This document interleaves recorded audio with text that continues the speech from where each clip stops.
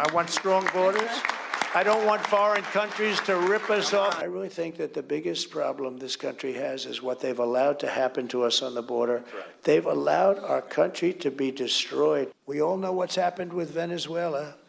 This was 20 years ago one of the great countries of the world, and now it's troubled, to put it mildly. We also had more jobs, more productivity. We had the best numbers we've ever had. We had the lowest taxes. It's an honor to be with everybody, and especially this great Hispanic community.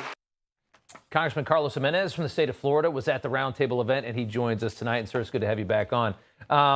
Just explain to us, I mean, you think about everything that they've tried to hit Trump with as far as the Hispanic community, the fact that he built the wall, he put families in cages, they told us. For him to be up 11 points in that community, what is that?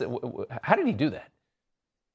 Well, simply because, Hispanics have figured out that the Republican Party and Donald Trump actually is more in line with our values. Look, we're people of faith, we're people of family, hard work.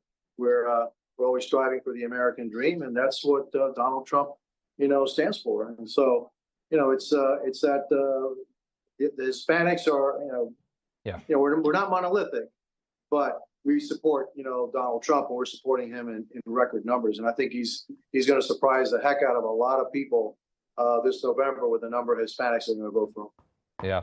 I want to just read to you what may indeed be one of the October surprises in this election, which is a piece from The Atlantic that has just come out today and is really just starting to explode on X as we speak. The title of this piece is I Need the Kind of Generals That Hitler Had. They're claiming that is a quote from Donald Trump.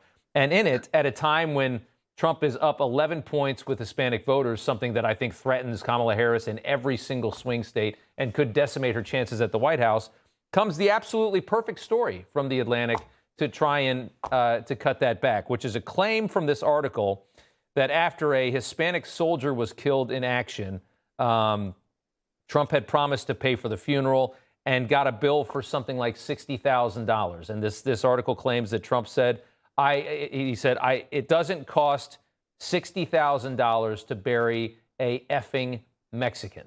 So this is from The Atlantic.